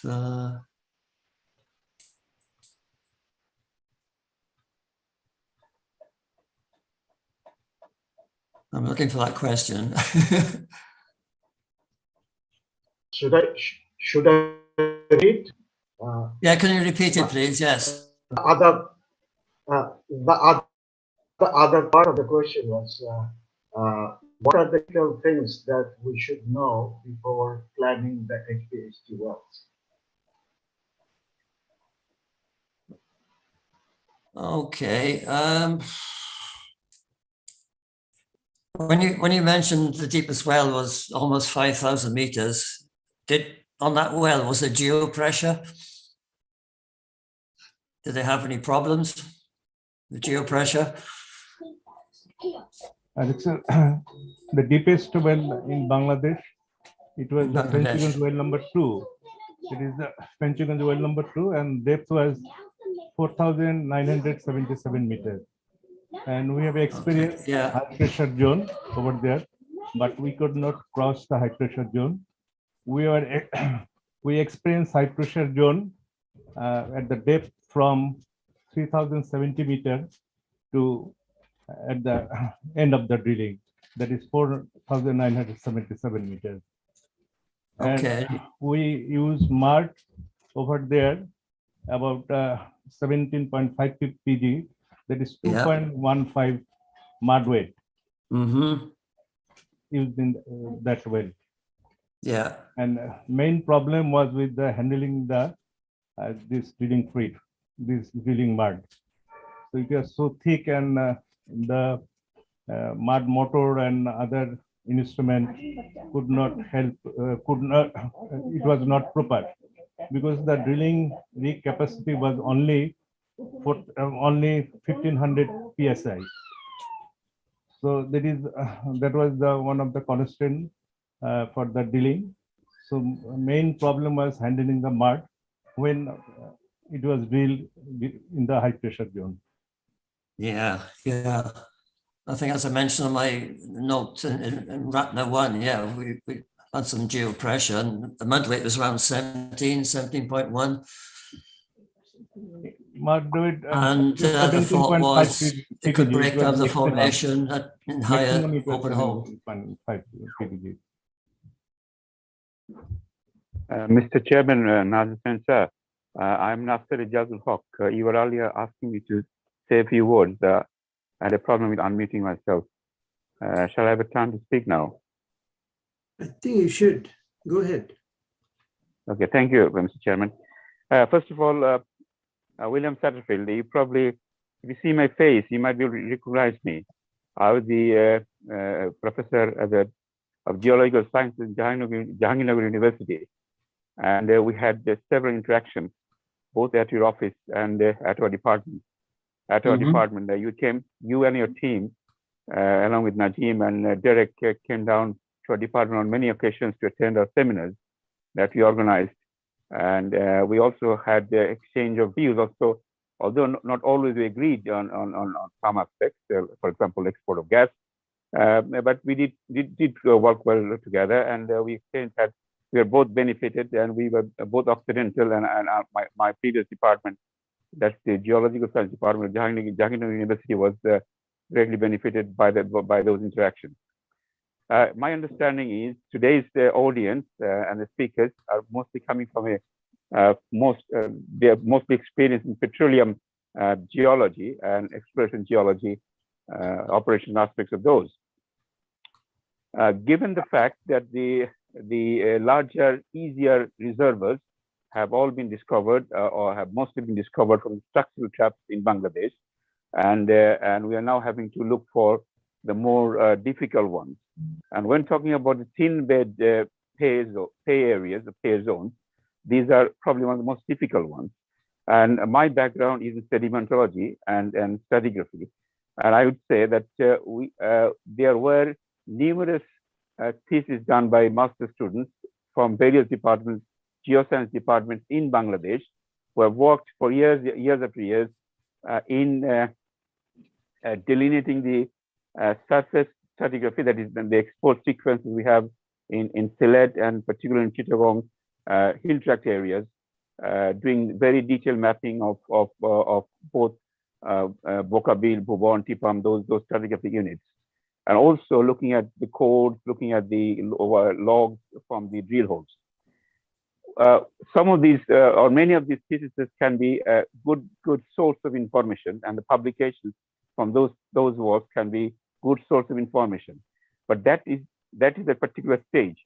If you're really looking at the more seriously and as a desperate need to look into these thin bed pay zones, we need to have serious, concentrated effort on delineating the deposition environment of these areas, of these units, and one of the scales that we could possibly look at is the morphostratigraphic unit as a principle. As a principle, if you're looking at what morphostratigraphic units of these thin beds are part of, and you were talking about the lateral extent, the stacking patterns, the spatial and temporal distribution of these units, how they and their existence, that needs to be delineated as best as possible. We can never get to 100%, but we can get as close as possible.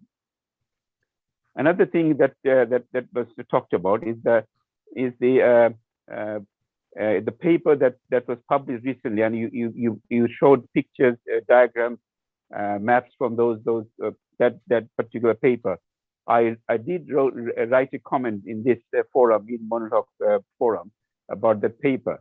I'm really impressed with the block diagrams that paper had presented at the very end, and I think that's the direction we need to go. You know, we need to be able to find out or delineate the 3D distributions of the units, and I would say 3D distributions of morphostratigraphy units.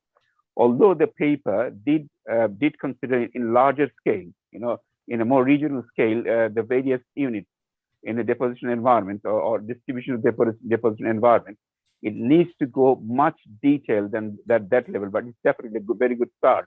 And I think we need to, as I have mentioned in previous talks as well, we need to be able to develop 3D block diagrams, both temporally and spatially. How these block diagrams vary from one place to the other across the Bengal Basin. How does the stacking patterns of these 3D models are? So it's a good start, and we need to really work really hard and quite extensively towards building those 3D diagrams. As I said, both temporally and spatially. That's my emphasis, and we should all focus on that. And I would recommend that we go for the scale of the morphostratigraphic units, the distribution, the stacking pattern of those units, and then delineate the lateral and the vertical extent of those thin bed pay beds. Thank you very much. Thank you. Jashim. Thank you. There still remains some questions, and I think Mr. Shetterfield can go through those. Okay, let's see. And all of these are very good questions. I'm enjoying the opportunity to talk about these. Here's one. How useful are gas ratios? Here's the two questions, I think. Mr. Khalid,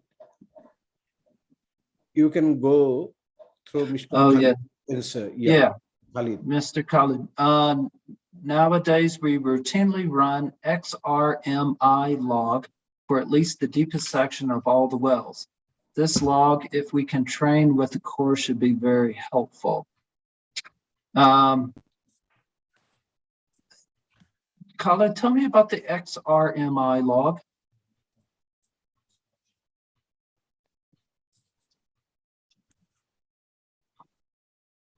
Mr. Khalid, please.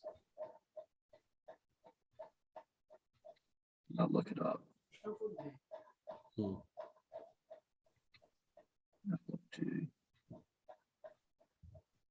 Oh, it's from Halliburton. It is the extended range micro imager. Okay, so it's like an FMI.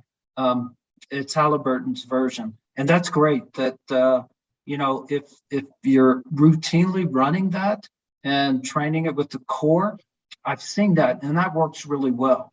And, you know, these days, whether it's Halliburton, Baker, Schlumberger, or whoever, image logs are very routinely run.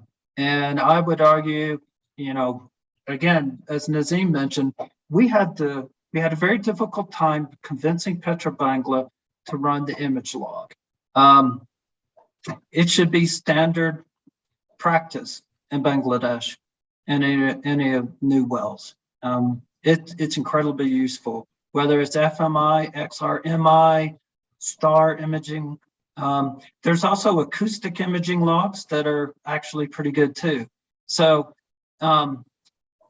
traditional imaging logs are run in water-based mud, but even with oil-based mud, imaging logs are available to be run also. So even deep geopressured wells that may have oil-based mud,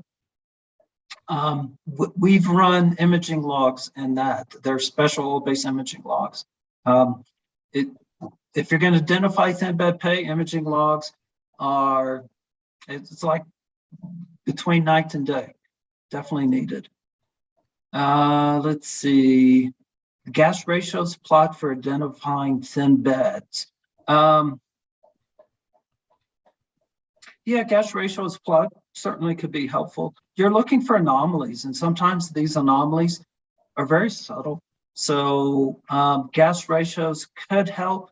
You know, the gas ratio sometimes is used to define, is it condensate gas or is it potentially wet? Sometimes those aren't very useful, but just any anomalies in the gas ratio or gas background plots is definitely helpful.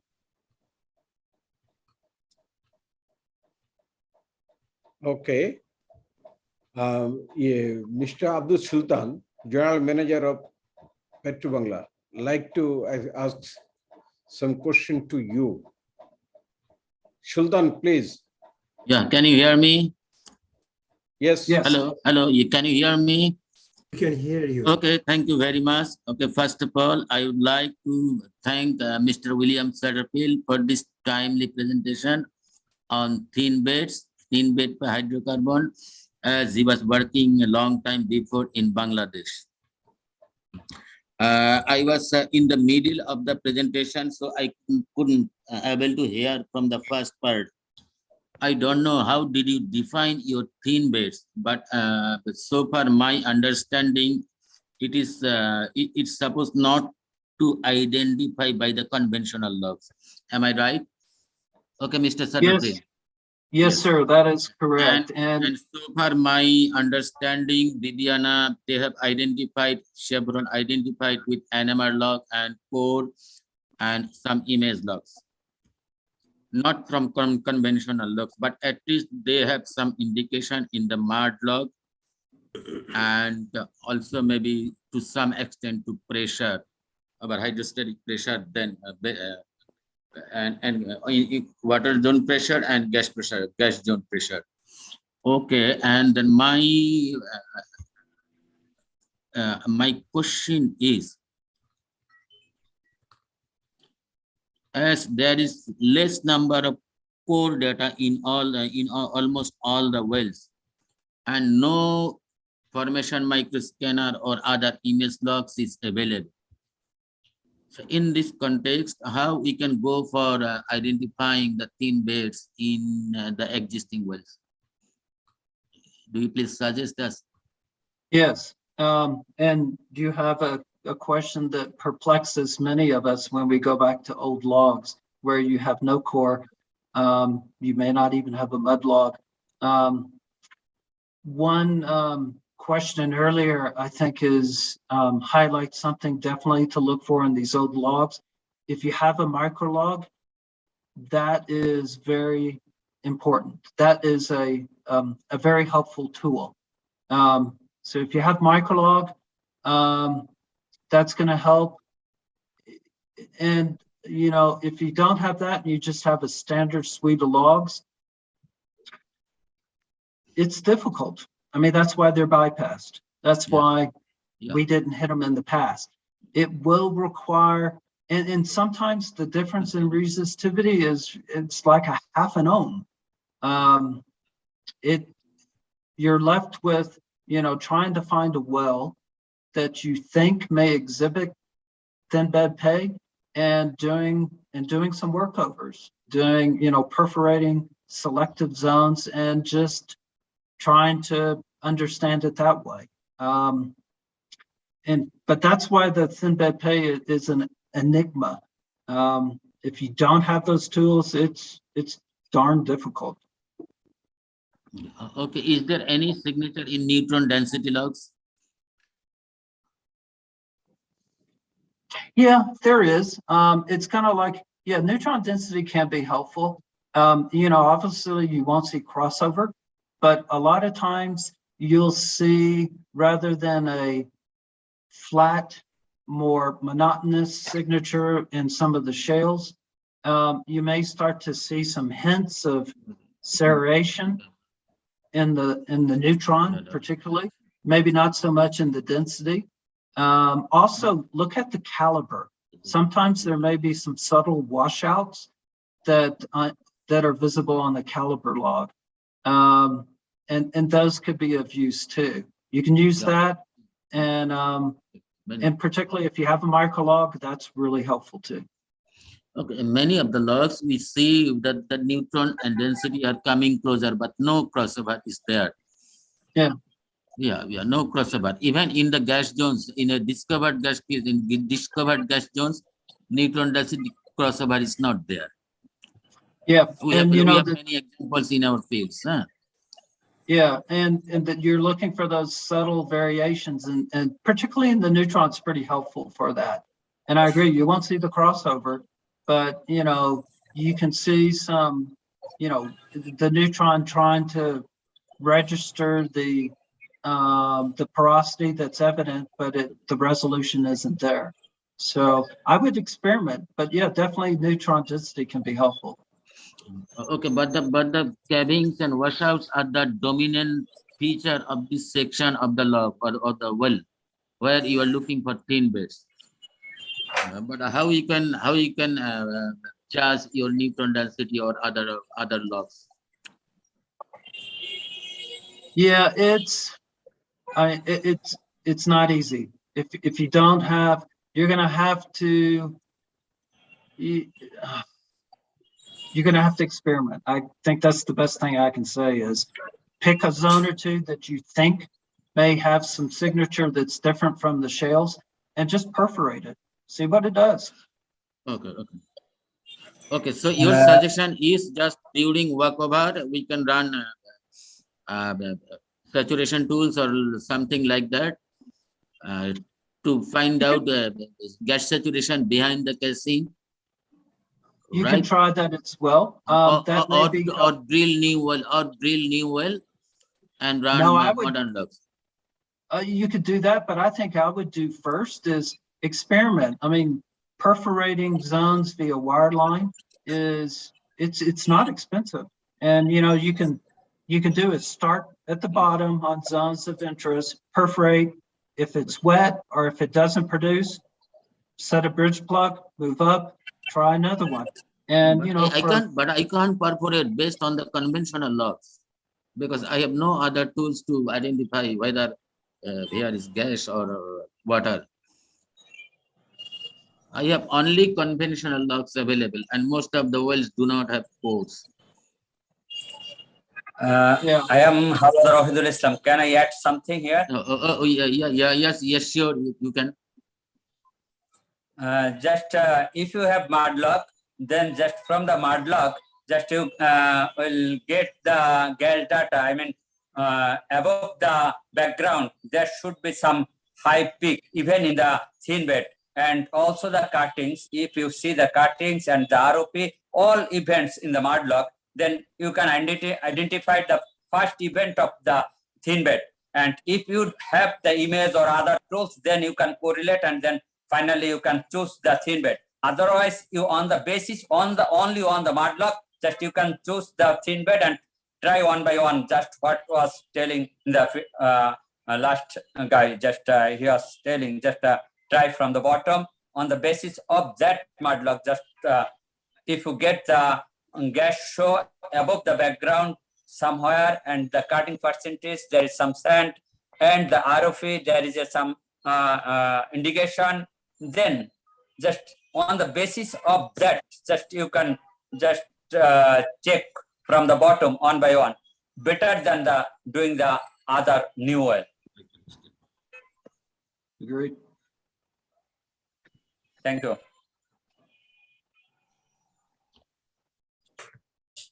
We are about to close the session, so we don't have enough time now. I think we did a big job, and today was a good day because Dr. Bodrul said.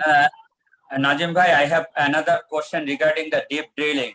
Just Lodi Bhai was asking high pressure, high temperature. One things I already mentioned in the chat box. What about the porosity? If we go deeper, just how can we just forecast of regarding this porosity? Which could be the commercial value for the production? Just is there any idea? Someone like this, just from I ask to Derek or other guy, if they can answer me.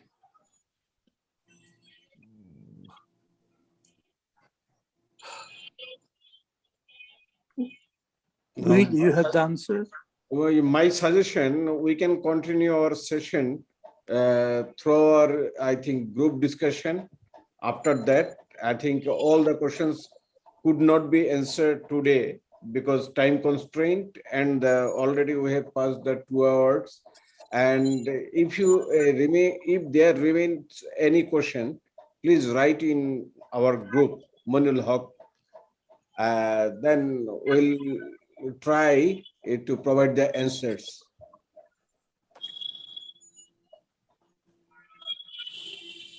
Now I request Mr. Nazim to conduct the, I think, to greet our Naz Hussain session chair birthday. Please, I request you to conduct that session, please.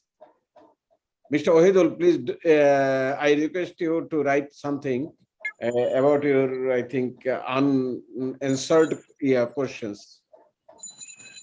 Okay, thank you.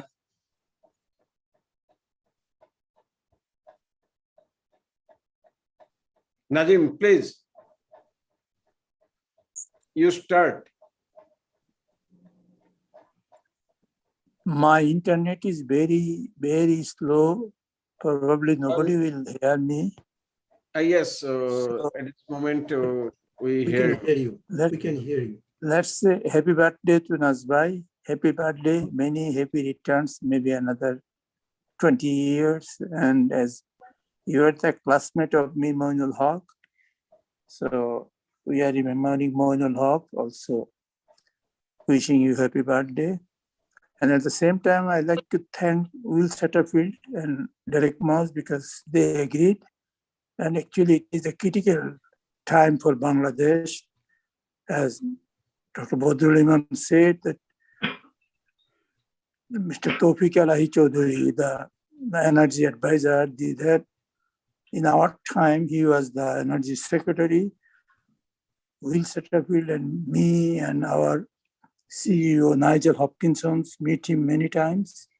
So we should go ahead with this type of analogy and experiment for thin bed phase and enhance the oil and gas recovery. Thank you very much. Now I request to unmute all, and Nazim will conduct happy birthday to Naz Hussain. Everyone should, I think, cheer like that. Happy birthday. Yeah, please unmute. Please unmute everyone. Happy birthday. We'll start. Not unmuted. Happy birthday, Nazbai. Happy birthday. Happy birthday. Thank you. Happy birthday, Nazbai. Happy birthday. Happy birthday, Nazbai. Happy birthday. Happy birthday to dear Naz. Happy birthday to you. Thank you. Happy birthday. Happy কিন্তু cake ছাড়া happy birthday হবে না Okay, you so virtually much. we'll send the, I think, virtual cake to everyone. Virtual cakes. Yes, thank you so Oh, much. very, very popular nowadays, virtual cakes. And thank you so much for everything. And I remember Masood, he'll be alive and he'll be enjoying with me also. Masood is only 2-3 months younger than I. And as we are speaking here, our organizers, all the organizers, I got them as a student for a short while at the university, and they all respect me as always, and still they are respecting me. Hello. Yeah, thank you so much. And we are about to finish it. Thank Chatterfield and Derek Moss for joining us. And also I see Jurgen Light, he could not say anything. I think he had problem with the audio and video. And anyway, I thank you all for wishing me happy birthday. It is my, I just finished my 75th birthday. And I am 75 years now. Thank you. You're 1 year behind me. Thank you, Derek.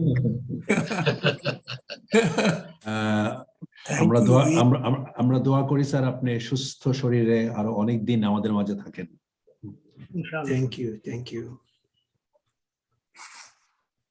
Thank you so much. So we can finish up today. Yashim? Yes, thanks everyone. I think you have already delivered your concluding lecture, I think. Yes. Thank you all participants, and this was the excellent and very useful lectures, today's lecture. I think everyone enjoyed, and this is too much technical as well as also economic point of view in the context of Bangladesh. Thank you. I think we enjoyed a lot this day, and see you 1 month later. Thank you, please. Thank you. Thank you, Dr. Lee, for joining. See you, Derek. Dr. Lee. Yeah, thank you, everybody. Thank you. Yeah. Thank you. Great to see you, Derek. Yeah, Thanks. all the best, Will. You too. Thank you. Thank you. Thank you, Celebrate, for your nice presentation.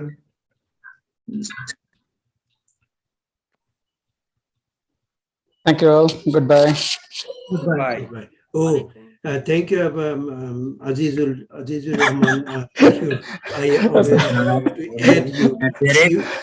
You are the one. This is Ohidul. Can you remember me at Jalalabad gas field? Just we meet. Just I was just closing the Zoom. Sorry.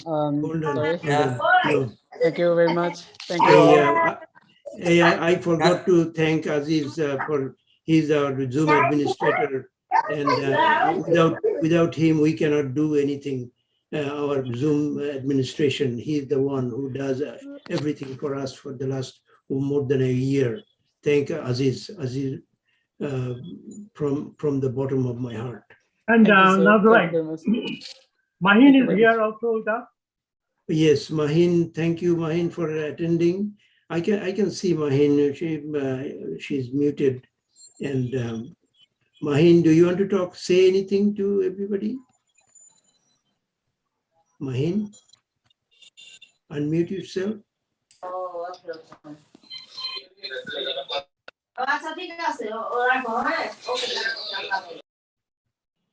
Mahin acho. Anyway, Mahin is the eldest daughter of Masood. I think she's away. Anyway, Yes, thank you so much. Thank you, sir. I just closing the Zoom. Yes. See you in next month. Thank you. Thank you, Aziz. Be safe. You didn't show your face. Here is Aziz. He's the man who does the Zoom. Thank you. Administrator. Okay. Okay, sir. All the best. Thanks everyone, and particularly to William and also Derek Moss. Thanks again. Okay, thanks for inviting me. Okay. We'll see you. I think we'll meet again, I think. Okay. Until next time. Thank you.